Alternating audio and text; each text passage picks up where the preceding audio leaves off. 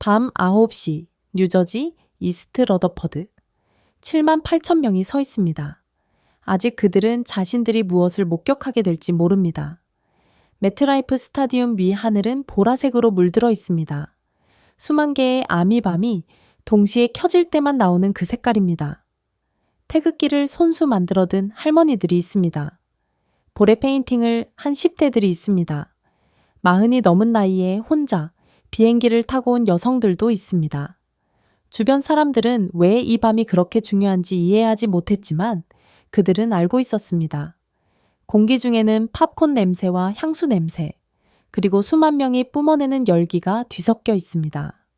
그리고 예고 없이 익숙한 코드가 스피커에서 흘러나오기 시작합니다. 처음 들리는 것은 함성이 아닙니다.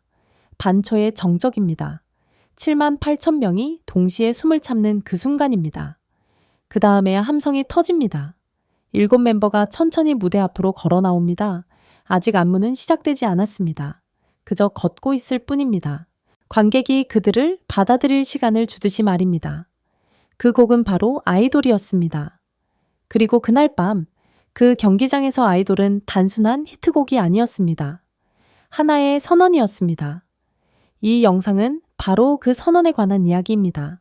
올해 그래미 시상식에 음악을 출품하지 않겠다고 발표한 지 며칠 만에 BTS는 그 발표 이후 처음 열린 미국 공연에서 하필 이 곡을 선택했습니다.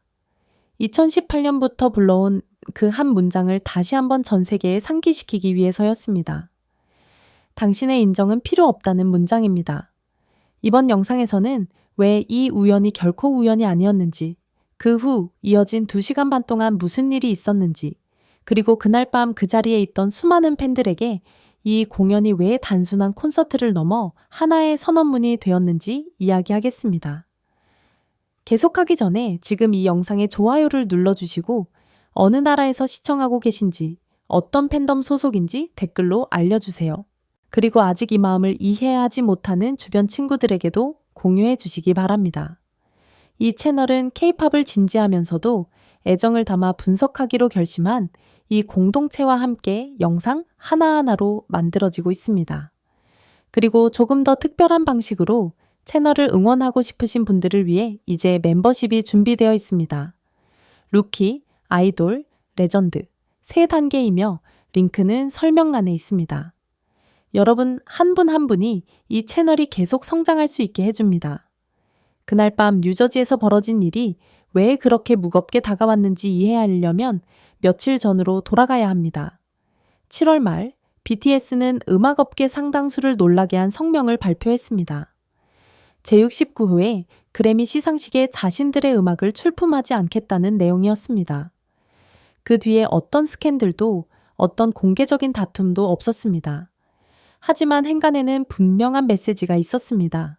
해마다 자신들에게 부족한 단 하나의 트로피가 바로 그것이라고 명확히 밝혀온 그룹에게 이 결정이 무엇을 의미하는지 생각해 보시기 바랍니다. 2021년 그들은 후보에 올랐고 무대에 섰고 카메라 앞에서 웃었지만 빈손으로 돌아갔습니다. 이후에도 다시 도전했습니다. 그리고 그때마다 아카데미는 그들을 5대륙의 경기장을 채우는 아티스트가 아니라 이국적인 화제거리로 대했습니다. 이제 이것을 이 공연 불과 몇 주 전에 있었던 일과 비교해 보시기 바랍니다. BTS는 바로 이 경기장에서 열린 월드컵 결승전 하프타임 쇼의 공동 헤드라이너로 이름을 올렸습니다. 전 세계 수억 명이 지켜보는 무대였습니다. 다시 말해 미국에서 가장 권위 있다는 음악 시상식이 문을 닫아 걸던 바로 그 여름에 세계에서 가장 많이 시청되는 스포츠 행사는 그들에게 가장 큰 무대를 내주었습니다.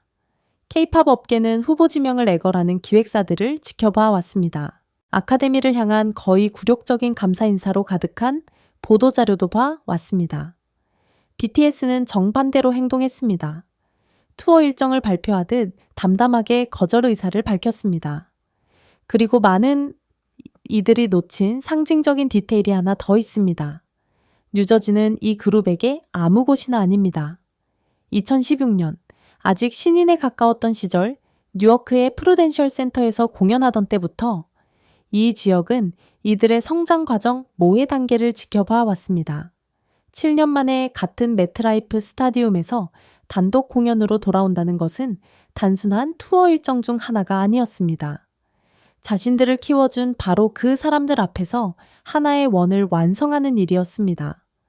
팬덤은 이미 그것을 알고 있었습니다. 그래서 아이돌이 시작되는 순간 첫 음이 울리기도 전부터 감정적 기대는 이미 최고조에 달해 있었습니다. 그날 밤 그 자리에 있던 팬들이 구체적으로 무엇을 느꼈을지도 생각해 보시기 바랍니다. 단순히 좋아하는 그룹을 본다는 설렘만은 아니었습니다. 아카데미의 결정에 대한 억눌린 분노와 자신들의 아티스트가 그것에 어떻게 응답했는지에 대한 격렬한 자부심이 뒤섞여 있었습니다. 그 조합은 좋은 의미로 위험합니다. 어떤 리허설로도 만들어낼 수 없는 군중의 에너지를 만들어내기 때문입니다. 그날 밤 정확히 그런 에너지가 목격되었습니다. 숫자 역시 이 해석을 뒷받침합니다. 매트라이프 스타디움 이틀간의 공연에 약 15만 7천 명이 모였습니다. 두 공연 모두 몇 달 전에 매진되었습니다. 이 숫자를 가늠해 보시려면 미국 프로 미식 축구 리그 대부분 경기장의 주말 전체 관중보다 많은 인원이 단 2번의 공연에 나뉘어 모였다는 사실을 떠올려 보시기 바랍니다. 취재 열기도 조용하지 않았습니다. 한국과 미국 매체 약 30곳이 이 그룹의 7년 만에 이곳 복귀를 취재하기 위해 현장을 찾았습니다. 다시 말해 레코딩 아카데미가 이들을 그 해의 대화에서 제외하기로 결정하는 동안 북미에서 가장 영향력 있는 음악 매체들은 카메라를 들고 매 순간을 기록하기 위해 현장에 있기로 결정했습니다. K-팝 산업 전체를 놓고 봐도 이런 온도차는 흔하지 않습니다. 보통은 시상식 시즌이 다가오면 기획사들이 후보 지명 캠페인에 막대한 예산을 쏟아붓고 소속 아티스트가 조금이라도 언급되면 감사 인사로 가득한 보도자료를 서둘러 내보냅니다. 그것이 지난 10년간 이 업계가 서구 시상식을 대해 온 방식이었습니다. BTS가 이번에 보여준 태도는 그 문법을 정면으로 거스릅니다. 화를 내지도 설명을 요구하지도 않았습니다. 그저 참여하지 않기로 했을 뿐입니다. 그리고 그 담담함이야말로 그 어떤 격한 항의보다 더 크게 들렸습니다. 아이돌이 시작되었을 때 아무것도 설명할 필요가 없었습니다. 7명은 서두르지 않고 중앙 통로를 걸었습니다. 더 이상 아무것도 증명할 필요가 없는 아티스트만이 가질 수 있는 그 확신을 안고서 말입니다. 어린아이들은 부모의 어깨 위에서 방방 뛰었습니다. 10년 넘게 이 그룹을 따라온 여성들은 부끄러움 없이 눈물을 흘렸습니다. 그리고 그 순간을 촬영한 이들의 눈길을 끈 장면이 있었습니다. 처음으로 이 자리에 온 것으로 보이는 미국 중년 여성들이 가사 한 줄 한 줄을 외워서 따라 부르고 있었다는 사실입니다. 아이돌은 2018년 발매 이후 단순히 한국 문화에 대한 자부심을 노래한 곡이었던 적이 없습니다.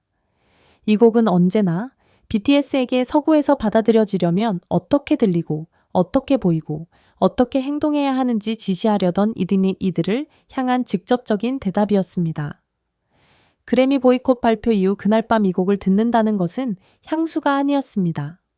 맥락이 카타르시스로 바뀌는 순간이었습니다.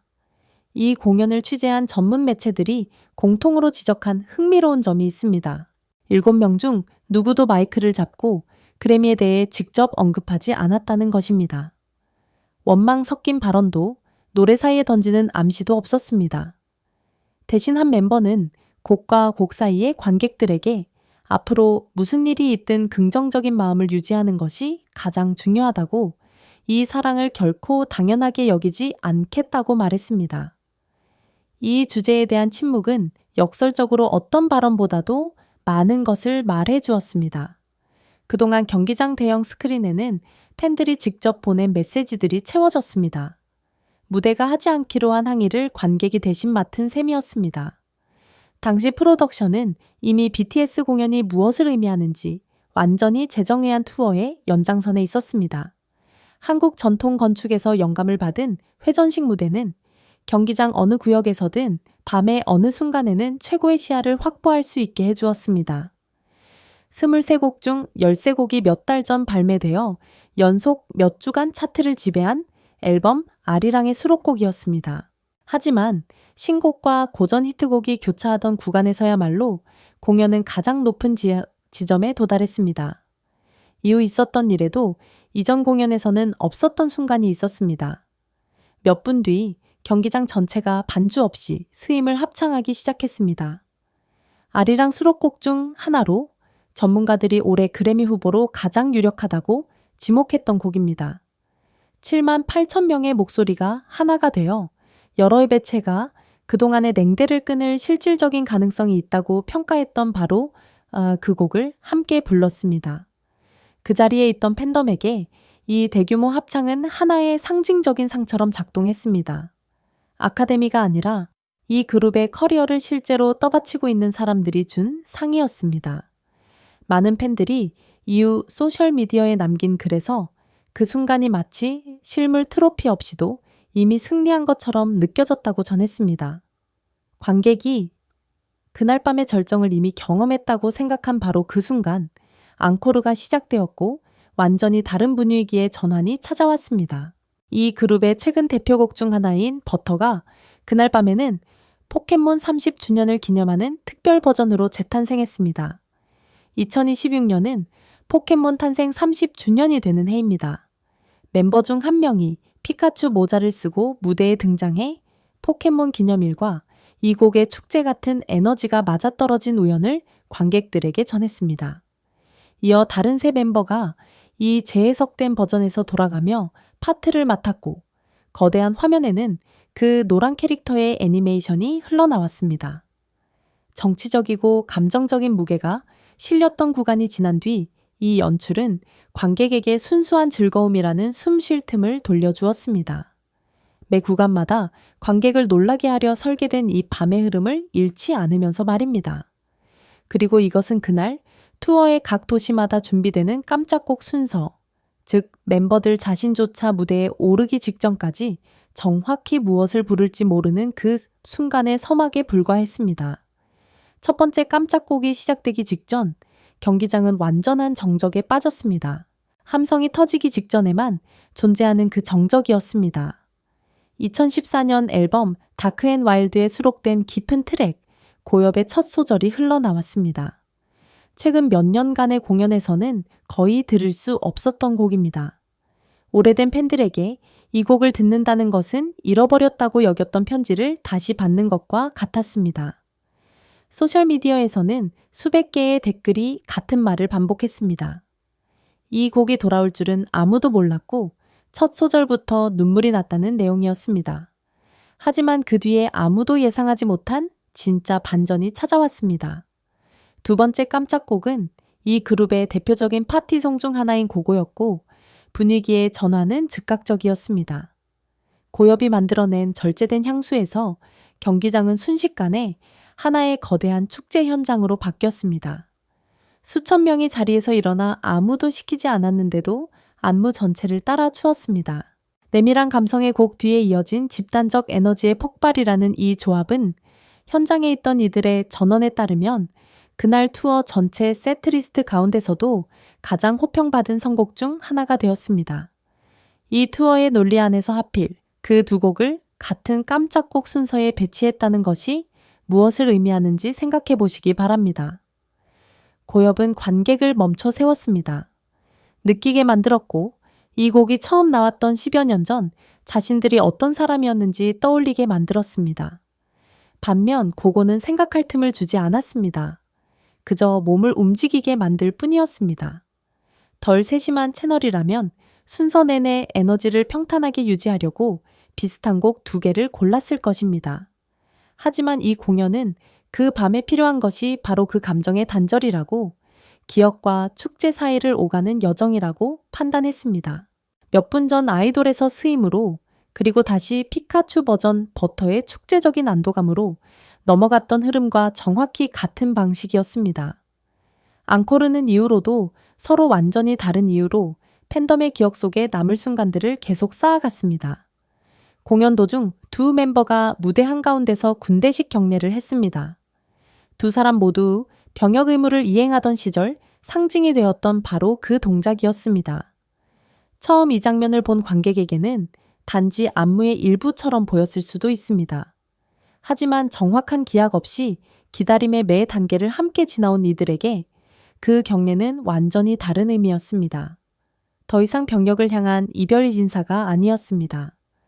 임무를 무사히 마치고 자신들을 기다려준 사람들 곁으로 온전히 돌아왔다는 조용한 확인이었습니다. 팬덤이 감정을 받은 것은 무대 위에서만이 아니었습니다. 직접적이고 개인적인, 거의 사적인 방식으로도 그 감정을 받았습니다. 공연 중 한순간 관객 사이를 걷던 한 멤버가 걸음을 멈추고 주머니를 뒤적이더니 자신이 가지고 있던 열쇠고리를 한 팬에게 직접 건넸습니다. 연출팀이 계획한 장면이 아니었습니다. 공식 카메라가 그 순간을 따라가고 있지도 않았습니다. 그저 일어난 일이었습니다. 몇 분 뒤 경기장 출구 근처에서는 또 다른 멤버가 자신이 입고 있던 재킷을 망설임 없이 벗어 한 팬에게 선물했습니다. 두 장면 모두 공식 공연 대본에는 없었습니다. 두 장면 모두 같은 이유로 화제가 되었습니다. 이 그룹이 투어마다 반복해서 증명하는 사실, 즉 세계적인 슈퍼스타가 되는 것과 관객 한 사람 한 사람을 보이는 존재로 대하는 것은 결코 모순되지 않는다는 사실을 다시 한번 보여주었기 때문입니다. 그리고 어쩌면 바로 여기에 뉴저지에서의 이 두 번째 밤이 남긴 진짜 질문이 있을지도 모릅니다. 이 정도 규모의 아티스트에게 더 무겁게 다가오는 것은 무엇일까요? 역사적으로 자신들을 이국적인 화제거리처럼 대해 온한 기관이 주는 트로피일까요? 아니면 그 기관이 외면하기로 한 바로 그 곡을 외워서 함께 부르는 7만 8천 명일까요? 답을 서둘러 내리려 하지 마시기 바랍니다. 이런 질문에는 원래 정답이 하나만 있는 것이 아니니까요. 그날 밤 적어도 그 경기장 안에서만큼은 그 답에 말이 필요하지 않았습니다. 노래로, 춤으로, 그리고 무대와 관객석 사이를 오간 작은 선물들로 이미 답해졌습니다. BTS는 누구에게도 허락을 구하기 위해 뉴저지로 돌아온 것이 아니었습니다. 진짜 중요한 인정은 이미 오래전에 얻어냈다는 것을, 그리고 아무리 권위 있다고 자부하는 위원회라도 그것을 뒤집을 표는 던질 수 없다는 것을 보여주기 위해 돌아온 것이었습니다. 마무리하기 전에 이 채널이 여러분에게 분석과 맥락, 그리고 우리가 사랑하는 것에 대해 이야기할 이유를 준다고 느끼신다면 저희 멤버십에 함께해 주시기를 권해드립니다. 3단계가 있습니다. 처음부터 채널을 응원하고 싶은 분들을 위한 루키, 조금 더 깊이 들어가고 싶은 분들을 위한 아이돌, 그리고 저희가 여기서 만들어가는 것에 가장 특별한 일원이 되고 싶은 분들을 위한 레전드입니다. 링크는 설명란에 있습니다. 어떤 단계인지는 중요하지 않습니다. 중요한 것은 우리가 함께 계속 성장해 나간다는 사실입니다. 이제 여러분 차례입니다. 두 깜짝 곡 중 어느 곡을 현장에서 직접 듣고 싶으셨나요? 고엽인가요? 고고인가요? 그래미에 출품하지 않기로 한 결정이 옳았다고 생각하시나요? 아니면 한 번 더 경쟁하는 모습을 보고 싶으셨나요? 그날 밤 매트라이프에 직접 계셨는지, 아니면 온라인에 쏟아진 영상들을 통해 그 순간을 접하셨는지도 댓글로 알려주세요. 그리고 마지막으로 하나 더 묻고 싶습니다. 여러분에게는 무엇이 더 큰 의미가 있나요? 한 기관의 인정인가요? 아니면 동시에 노래하는 7만 8천 명의 목소리인가요? 이 영상에 좋아요를 눌러주시고 구독과 알림 설정으로 다음 분석도 놓치지 말아주세요. 그리고 오늘 이 이야기가 필요한 친구에게도 공유해 주시기 바랍니다. 이 공동체를 영상 하나하나 함께 만들어가 주셔서 감사합니다. 다음 영상에서 만나요. 정말 사랑합니다.